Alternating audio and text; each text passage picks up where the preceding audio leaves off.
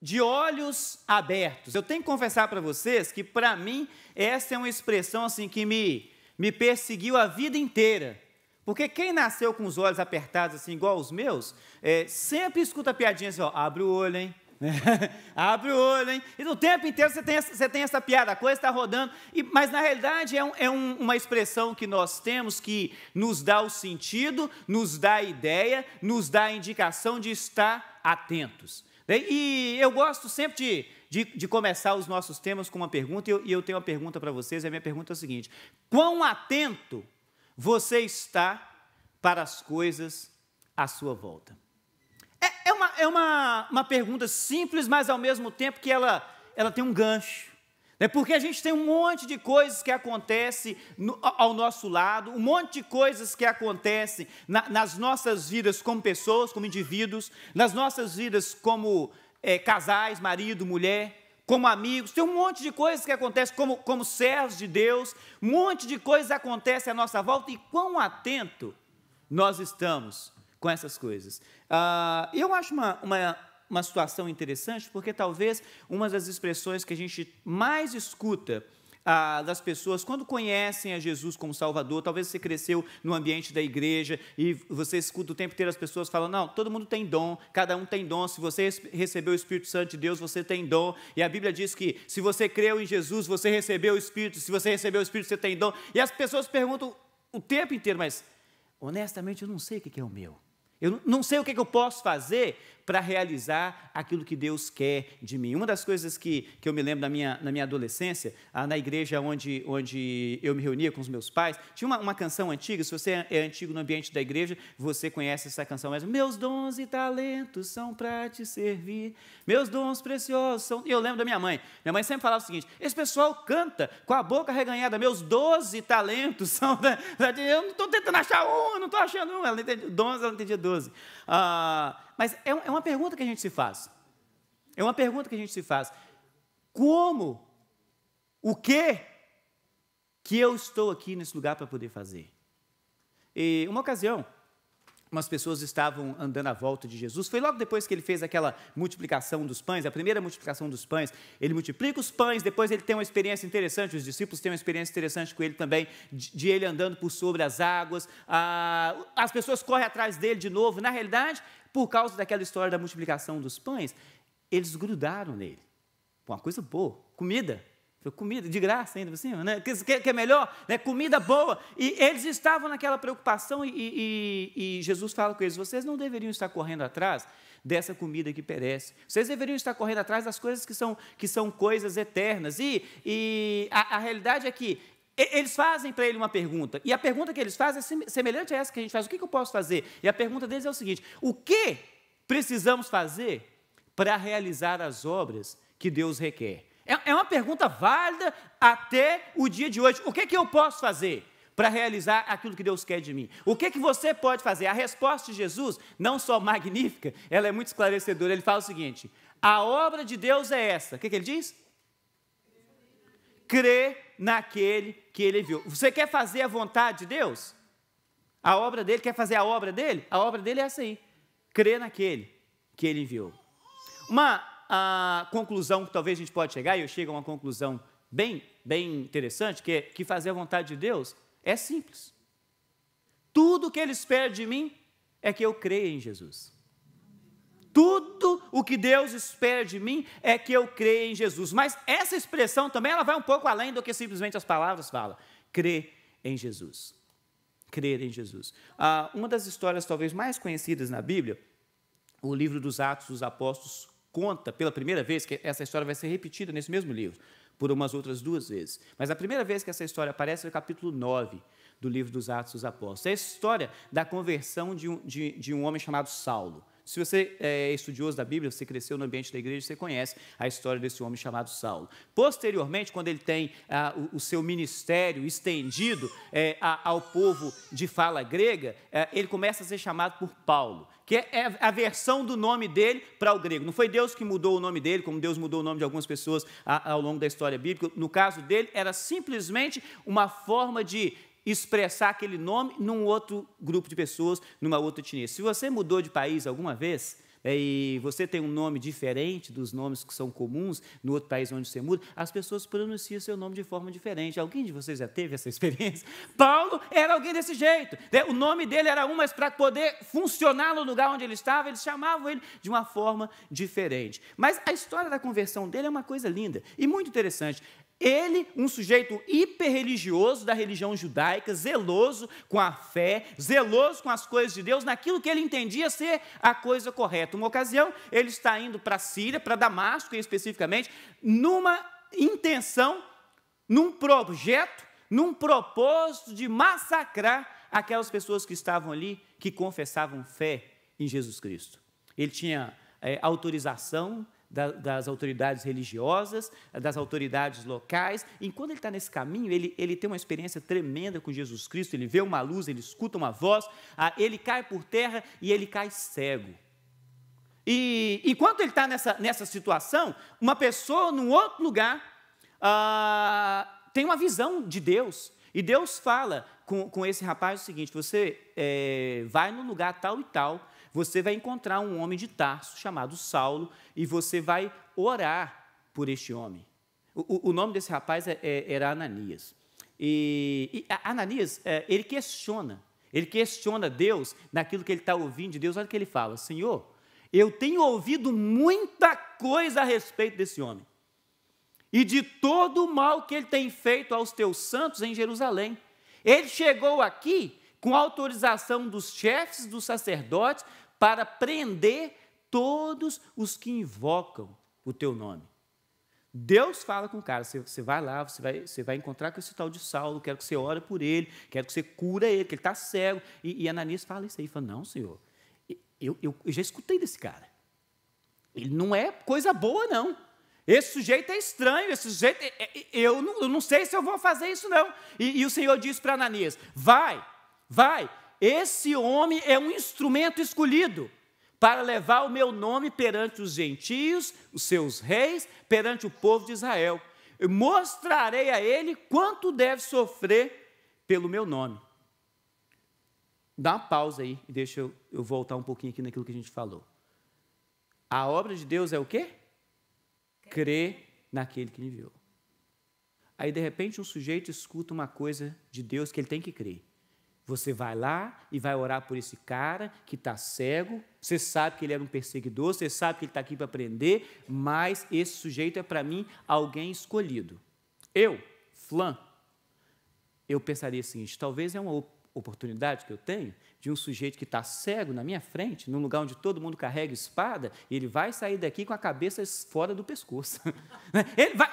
O cara não está vendo, ele não sabe o que está acontecendo, e Deus está falando. Não, você vai lá, você vai orar para o cara ser curado. Fala: Senhor, esse cara não é boa bisca, eu não quero orar por esse sujeito. Falou: não, vai Ananias, porque ele é para mim escolhido.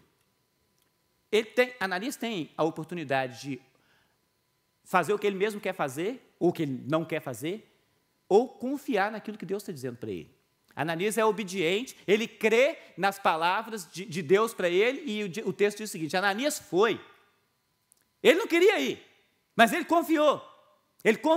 Ananias foi, entrou na casa, pôs as mãos sobre Saulo e disse: irmão Saulo, o Senhor Jesus, que te apareceu no caminho por onde você vinha, enviou-me para que você volte a ver e seja cheio do Espírito Santo.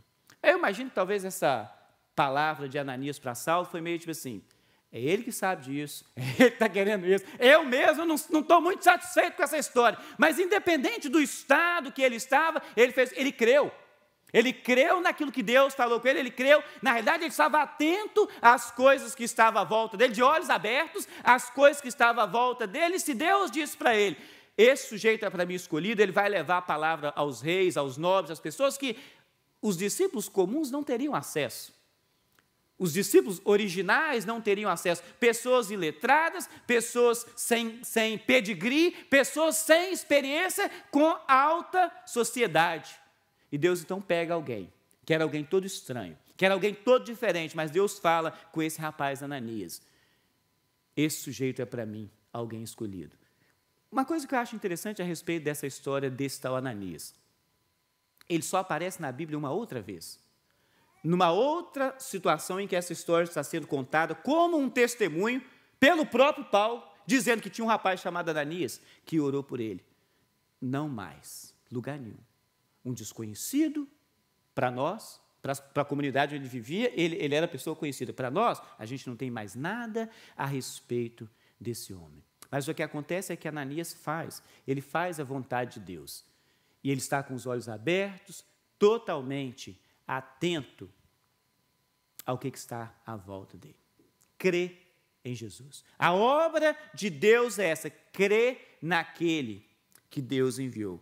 Uma coisa que talvez seja comum, fácil para nós, fácil de entender, fácil de você ver a lógica, fácil de você sentir, não, é exatamente isso. Se você ama Jesus, se você ama o povo de Deus, se você acredita na palavra de Deus, na Bíblia como sendo a palavra de Deus, uma das coisas que nenhuma pessoa tem dificuldade, que tem todo esse histórico, é entender que Jesus é o enviado de Deus, o Cristo, que veio nesse mundo para poder dar vida eterna para todos nós, aleluia.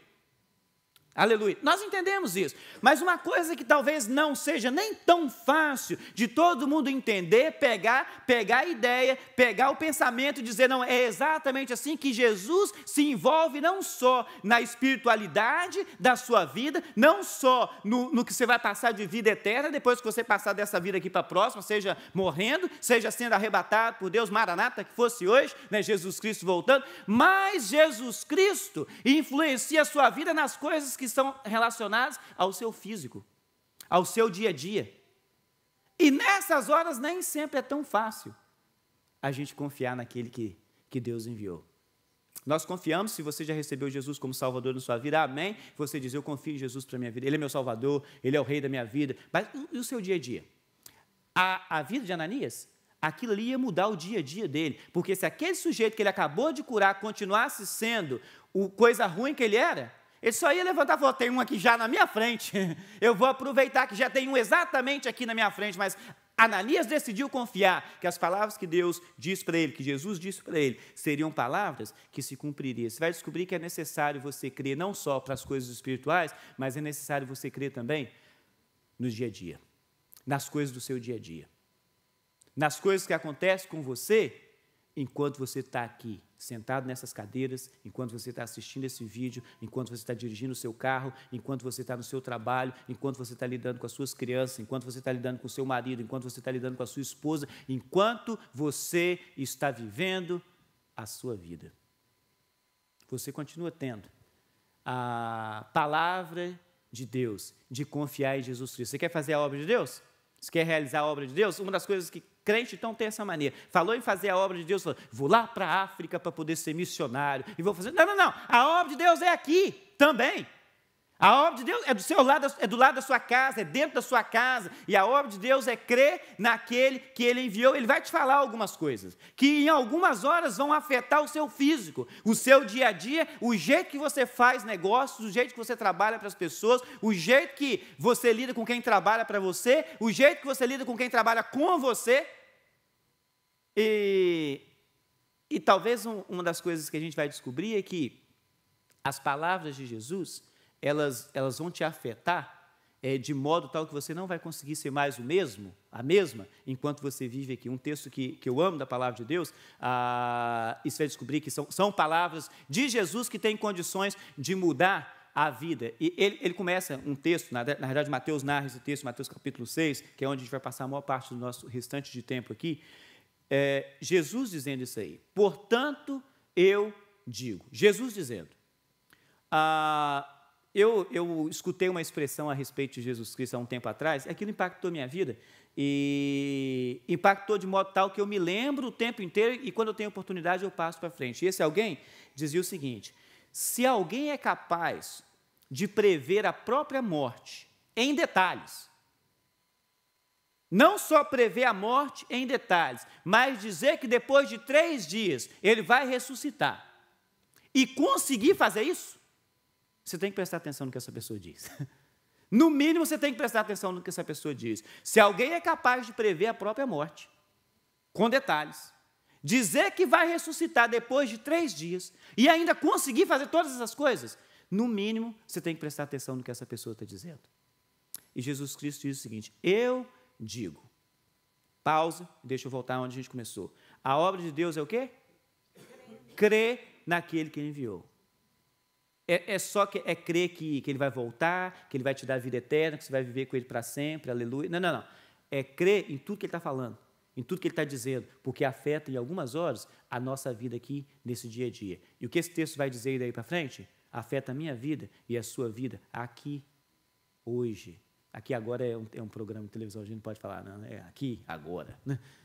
Portanto, eu digo, não se preocupem com a sua própria vida, quanto ao que comer ou beber, nem com seu próprio corpo, quanto ao que vestir.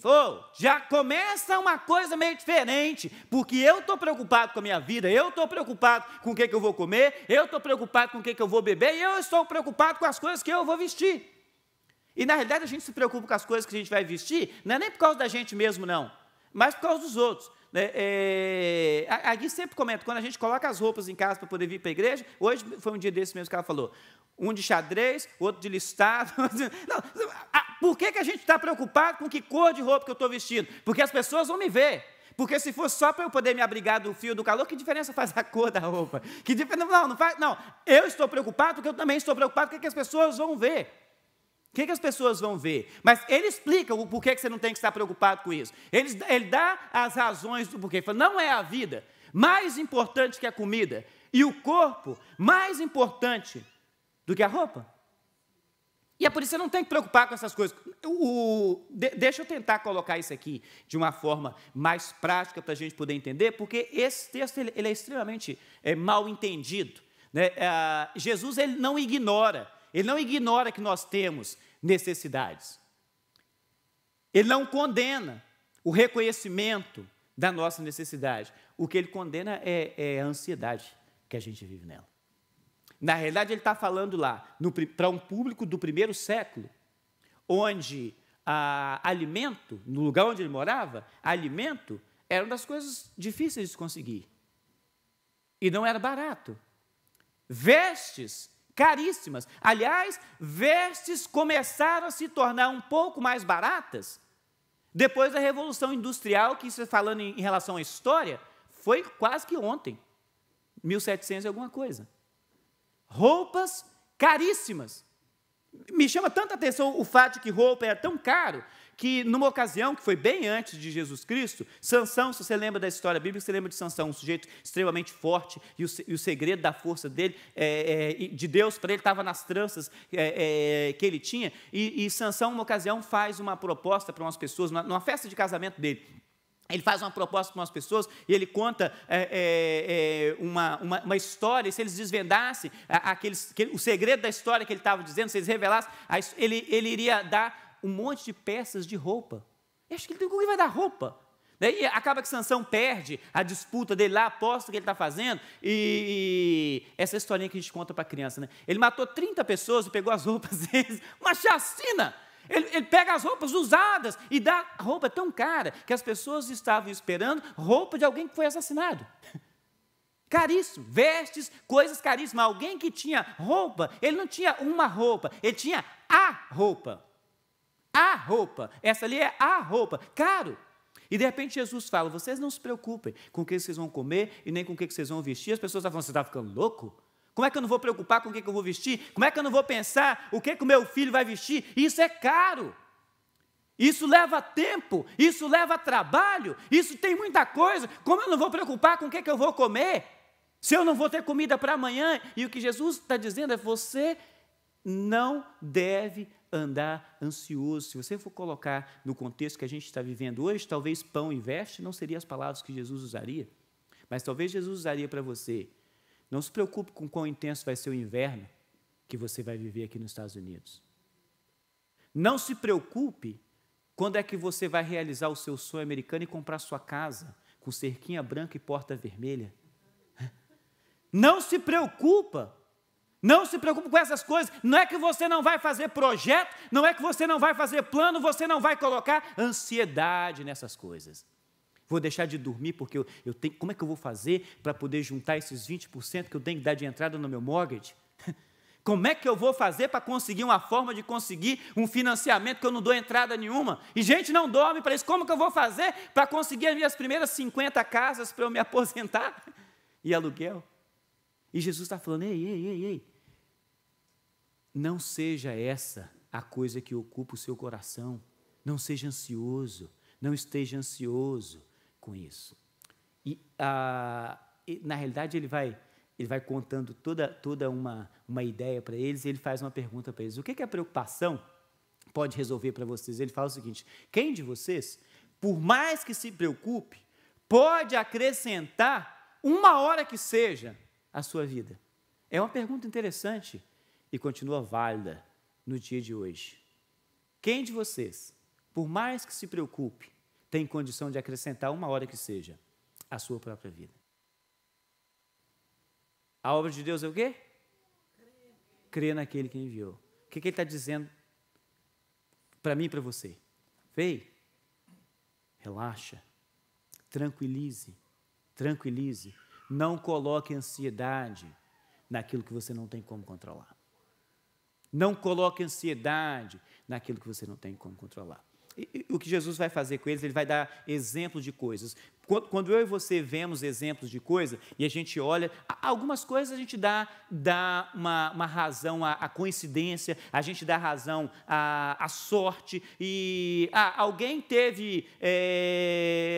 achou o recurso, ganhou uma herança, ganhou na loteria. Não sei se crente deveria jogar na loteria, não estou aqui para poder fazer julgamento nenhum, mas eu aceito doações se vocês ganharem. Não sei como você conseguiu alguma coisa. Foi sorte, foi Deus que abriu porta, foi Deus que fez. Não sei o que vai ser, mas algumas horas a gente coloca. Não, essa pessoa é uma pessoa sortuda demais. Mas o exemplo que Jesus vai dar para eles são exemplos que a gente não tem como não dizer que não é Deus por trás daquilo ali. E ele vai usar o exemplo de plantas, e ele vai usar o exemplo de aves. E ele separa essas aves, essa planta, e das aves ele fala o seguinte: elas têm sempre comida. Olha as aves do céu.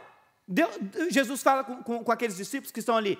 Eles não plantam, eles não colhem, eles não constroem celeiros, eles não fazem nada dessas coisas, mas eles continuam tendo alimento, mesmo quando chega o inverno. E eles talvez não tenham uma reserva para 3 meses de pagamento do aluguel, de pagamento do gás, de pagamento do negócio. Eles continuam tendo, e eles não estão ansiosos com isso. O que Jesus está falando é: para de trabalhar e relaxa, que as coisas vão cair do céu miraculosamente. Ele não está dizendo isso. Ele está dizendo o seguinte: não seja ansioso. Não seja ansioso. Esteja atento com o que está acontecendo à sua volta. Atento com o que esteja acontecendo à sua volta, incluindo com aquilo que Deus está falando com você. E ele fala: as aves têm sempre comida. E aí talvez você vai falar: não, mas aquele pardalzinho ali tem comida porque eu coloco um negócio daquele lá no meu quintal, e ele vem ali para poder pegar e beliscar a sementinha, aqueles esquilinhos só tem porque eu coloco um negócio lá, que se não fosse eles iam passar uma perda danada. E fala: até nisso aí, Deus usa um bobo para colocar lá para dar comida para eles. Eles têm, de qualquer forma, alguém vai fazer, tipo assim, não, sou eu que estou fazendo? Não, eles continuam tendo o alimento deles, sim ou não? E eles continuaram tendo o alimento deles sem estar preocupados, porque alguém queria só olhar. É tão bonitinho ver aqueles bichinhos lá pegando. Eu falei: Deus providenciou. Se não ia ter, agora tem. E das plantas, olha o que ele fala a respeito das plantas. Elas estão sempre vestidas. E Jesus usa uma expressão tão interessante, ele fala: nem Salomão, que foi um dos reis de Israel, uma das pessoas mais sábias de todo o mundo, e na época dele, pelo menos, no tempo dele, a Bíblia diz que não teve ninguém tão rico quanto Salomão, e Jesus fala: nem Salomão em toda a sua grandeza se vestiu como as plantas. Uma das estações favoritas, para mim, estações do ano, é o que a gente está vivendo agora aqui na parte norte, né, do hemisfério aqui. O outono. É lindo, as cores são lindas, é uma coisa maravilhosa. Até que aqui no England a gente não teve assim um outono tão bonito, não. Ventou muito, choveu muito, as árvores já estão tudo marrom e a gente não teve opções de ver cores tão lindas. São coisas maravilhosas. E a gente olha, quando você olha ou o sol nascendo ou o sol se pondo, não tem como não ser uma coisa maravilhosa de Deus. Deus preparou, essas coisas estão tudo ali, as árvores estão sendo cuidadas. E Jesus fala com eles: vocês acham que eu não vou me importar o Pai não vai se importar com você? O que ele fala com eles é o seguinte: se Deus veste assim a erva do campo, que hoje existe e amanhã é lançada no fogo, não vestirá muito mais a vocês, homens de pequena fé. Homens de pequena fé. Por quê? Porque eu, como ser humano, começo a colocar ansiedade em coisas que eu não tenho controle. Eu começo a perder o sono por causa de coisas que eu não tenho controle. E ele fala comigo: você vai conseguir acrescentar com essa preocupação toda uma hora que seja na sua vida? Você vai conseguir mudar alguma coisa?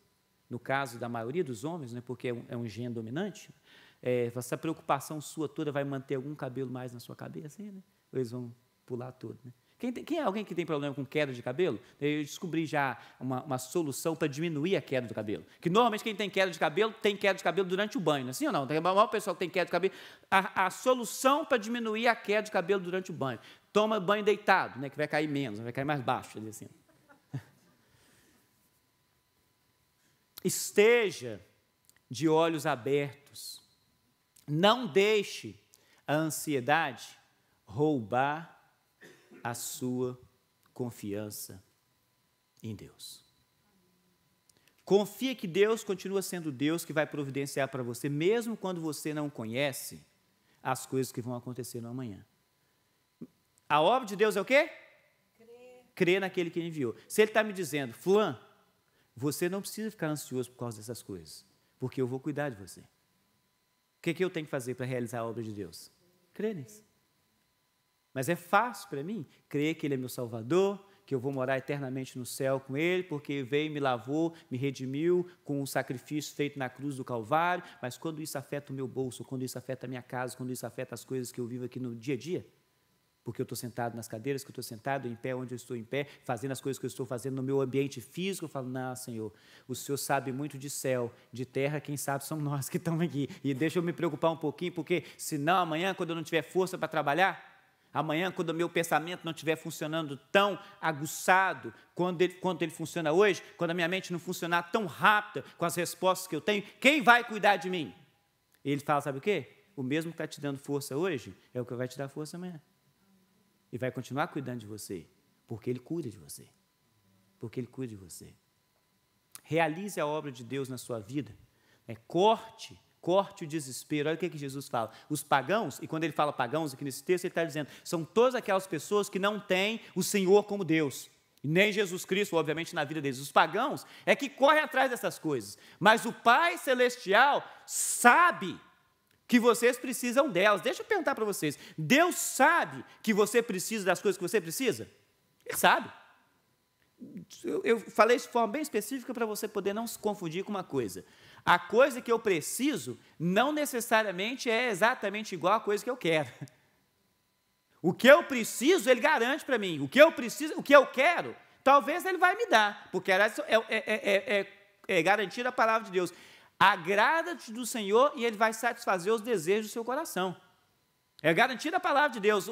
Pode ser que o que eu queira, Ele vai dar para mim também, mas o que Ele garante que Ele vai dar para mim é o que eu preciso. O que eu preciso é garantido. O que eu quero é um luxo, que talvez Ele vai me permitir. O que eu quero é uma coisa que vai, talvez, acontecer para mim. E talvez você poderia dizer: Flávio, Jesus disse o que eu não devo fazer, mas o que é que eu devo fazer? Ele fala que é para eu não me preocupar com essas coisas, para eu saber que Ele está cuidando, mas o que eu devo fazer? E é claro que é uma pergunta válida para nós aqui. Foi uma pergunta válida para as pessoas que estavam assistindo Jesus originalmente, quando Ele está falando essas coisas, e Mateus relata para a gente, e é uma pergunta válida para nós hoje aqui, século 21. E a resposta vem de um dos versos talvez mais mal interpretados da Bíblia. Jesus fala com eles o seguinte: busquem, pois, em primeiro lugar, o reino de Deus e a sua justiça. Deixa eu tentar colocar isso aqui de uma forma mais fácil, simples, para a gente poder ver. Eu cresci num ambiente em que a gente usava esses textos, as pessoas usavam esses textos para poder dizer o seguinte: esquece o seu trabalho, Esquece dessas coisas que você faz, isso aí é só uma coisa que você faz para manter o seu dia a dia, mas você vai ter que ser missionário em algum lugar, você vai ter que ser pastor em algum lugar, você vai ter que ser gente que trabalha full time numa igreja, em algum lugar, de forma voluntária, porque é isso aí que é o reino de Deus. Isso aí que é a justiça de Deus. Eu cresci nesse pensamento, desse entendimento. Eu não penso assim hoje, eu não vivo assim hoje. Eu entendo o seguinte, que onde você está, naquilo que você faz, você precisa ser bênção para o reino de Deus. No trabalho que você faz, naquilo que Deus te deu condições de fazer, naquilo que Deus te capacitou para fazer, você gostando ou não? Você precisa usar daquilo ali para poder ser bênção, você ser bênção no reino de Deus. E o que ele termina dizendo é o seguinte, que as coisas que vocês precisam, todas essas coisas, serão acrescentadas a vocês. Ele sabe que você precisa, ele sabe que você precisa de comer, ele sabe que você precisa de vestir, ele sabe que você tem necessidades, ele não está ignorando as suas necessidades, ele fala, o que você tem que fazer é buscar em primeiro lugar o reino de Deus e a sua justiça. E essas coisas, todas essas coisas que vocês precisam, vão ser acrescentadas a vocês. Por que eu digo que esse texto é mal interpretado? Primeiro porque as pessoas pensam exatamente assim como eu cresci pensando e sendo ensinado. E uma outra coisa que as pessoas mal interpretam desse verso é o seguinte, se você buscar em primeiro lugar o reino de Deus, todas as outras coisas vão ser acrescentadas a você. E não é isso que a Bíblia está dizendo. Está contando exatamente as coisas que vão ser acrescentadas a você. O que você precisa. O que você precisa. E talvez a razão pela qual a gente não consegue entender muito bem isso é que a gente não necessariamente entende que em todos os ambientes, lugares da nossa vida, o reino de Deus está presente. E você precisa estar de olhos abertos e saber que você é embaixador, porque toda a sua vida tem a ver com o reino de Deus. Está no seu trabalho? Isso tem a ver com o reino de Deus. Você está na escola? Tem a ver com o reino de Deus. Você está lidando dentro da sua casa, com o seu marido, com a sua esposa, com seus filhos? Tem a ver com o reino de Deus. Isso tem implicações eternas em tudo que a gente faz. E quando Jesus fala, busque em primeiro lugar o reino de Deus, esteja com os olhos abertos para as coisas que estão acontecendo à sua volta, porque isso é reino de Deus. A sua mente precisa estar ligada em primeiro lugar, sabendo que tudo o que você faz, absolutamente tudo o que você faz tem a ver com o reino de Deus, incluindo seus relacionamentos sexuais. Tem a ver com o reino de Deus, porque precisa ser com o seu cônjuge, e é reino de Deus. Tudo tem a ver com o reino de Deus. A forma como você negocia tem a ver com o reino de Deus. E, na realidade, essa a segunda parte da palavra de Jesus, buscar em primeiro lugar o reino de Deus, e ele não só fala o reino de Deus, ele fala a sua justiça, que a justiça de Deus precisa ser operante em você e através de você, porque quando você está negociando, quando a gente está negociando, a gente tem a oportunidade de dar preços, de dar valores, de receber valores, e quão justo nós somos nas coisas que a gente faz. E o que ele fala é, busca em primeiro lugar o reino e a justiça de Deus. Como é que Deus negociaria esse negócio que eu estou fazendo?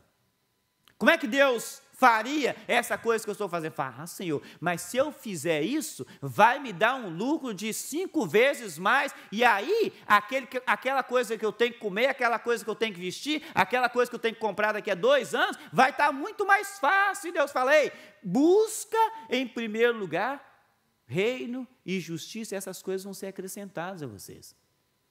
Uma das experiências que Gui e eu tivemos na nossa vida, que são muitas, e algum dia a gente vai ter ainda a oportunidade de talvez colocar isso de alguma forma mais prática, que as pessoas tenham acesso, não que elas vão estar totalmente interessadas, mas a gente precisa colocar a história da nossa vida em algum lugar que seja mais público, talvez um livro. Mas uma das experiências que Gui e eu tivemos uma ocasião na nossa vida, e talvez você já me escutou contando, ou você já escutou a Gui contando, nós estávamos vivendo um momento não tão confortável financeiramente na nossa casa, e um dia nós fomos no supermercado. Compramos um monte de coisa, e entre as coisas que a gente comprou uma pizza.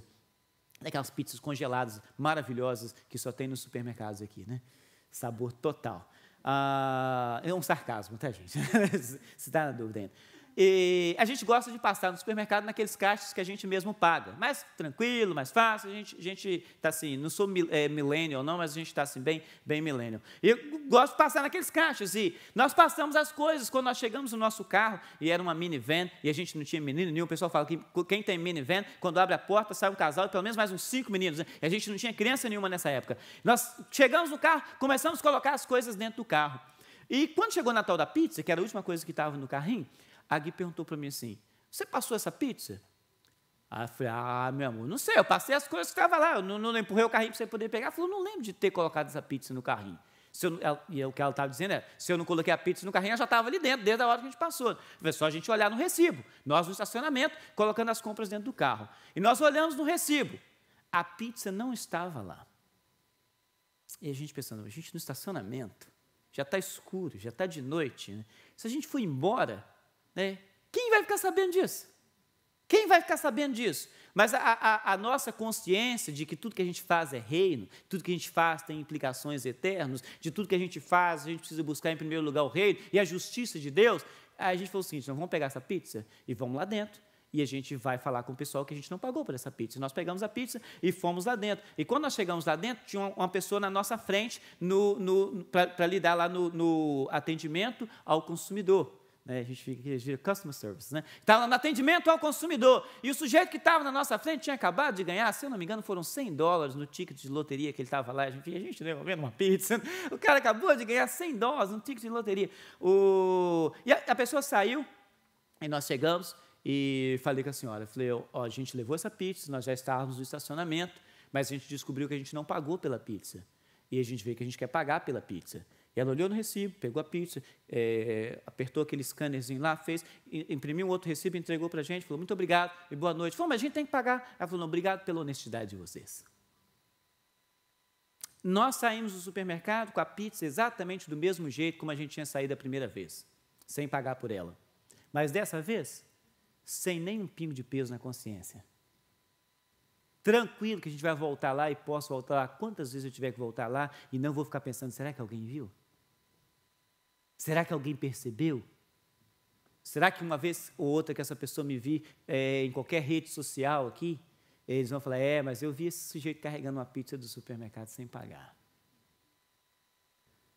Busque em primeiro lugar o reino de Deus e a sua justiça, e essas coisas que vocês precisam vão ser acrescentadas a vocês.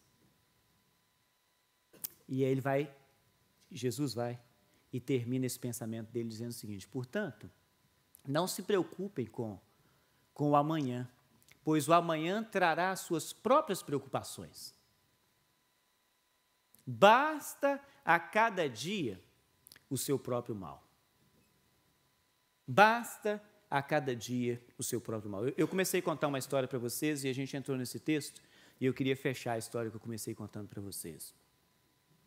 O sujeito está lá na casa dele, Deus fala com ele, vai lá, ora por um cara que é perseguidor da igreja, ora por esse sujeito, porque ele é para mim um vaso escolhido, ele é uma pessoa escolhida, ele é para mim alguém importante. O sujeito vai lá, ora pelo cara, ele é curado, e o cara da nossa história lá do início, ele creu, Ananias, ele fez a vontade de Deus, o resto é história.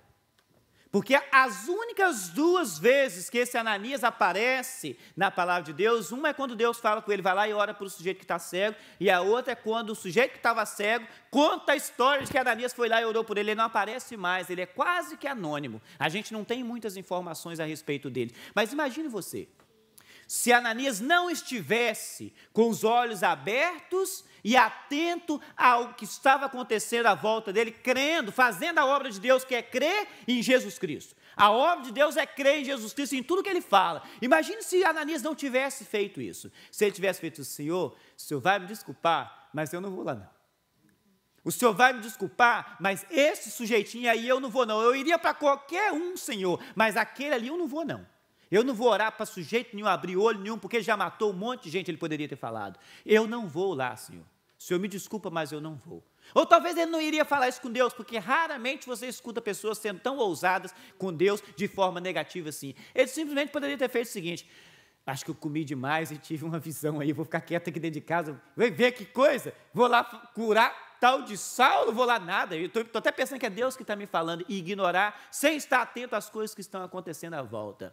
Talvez eu e você não teríamos as experiências que a gente tem com Deus e com a palavra de Deus do jeito que a gente tem hoje. Deus continuaria fazendo a obra dele, porque a obra de Deus não para por causa de mim ou você.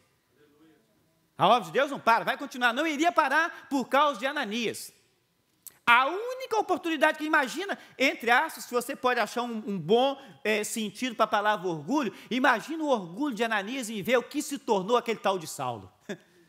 Não, e fui eu que fui lá orar por esse cara. Eu estava até com medo, para ser honesto, mas fui eu que fui lá orar por ele. Imagina entre aspas, o orgulho de Ananias em ter feito aquilo. E a minha pergunta para você é o seguinte: existe alguma coisa que está acontecendo à sua volta, que talvez você esteja ansioso com o dia do amanhã? Ananias poderia estar ansioso com o dia de amanhã dele, falou: o quê? Eu vou curar esse cara hoje, amanhã ele mata a gente. Ele poderia, não, mas ele resolveu confiar em Deus. Existe alguma coisa na sua vida que te causa ansiedade e que te atrapalha em confiar na palavra de Jesus, dizendo para você o seguinte: descansa, fulana, descansa, fulano, essas coisas que você precisa, se você colocar o reino, lembrar que tudo que você faz é reino, e colocar a justiça de Deus para poder, você não precisa ser desonesta, você não precisa ser desonesto, você não precisa roubar hora no seu serviço, porque Deus acrescenta para você. A única forma de fazer a vontade de Deus é crer por completo em Jesus e depositar nele todas as suas ansiedades. O que rouba a paz do seu coração?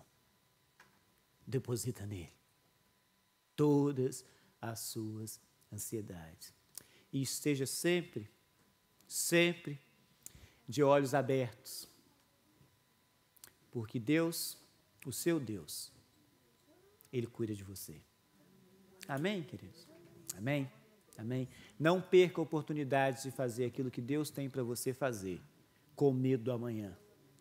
Confie em Deus, descanse em Deus e viva fazendo a obra de Deus, cumprindo o querer de Deus. O que Deus quer da sua vida? Você creia nele, descansa nele e sabe que Ele cuida de você. Amém, queridos? Amém. Vamos ficar de pé, vamos orar ao Senhor mais uma vez.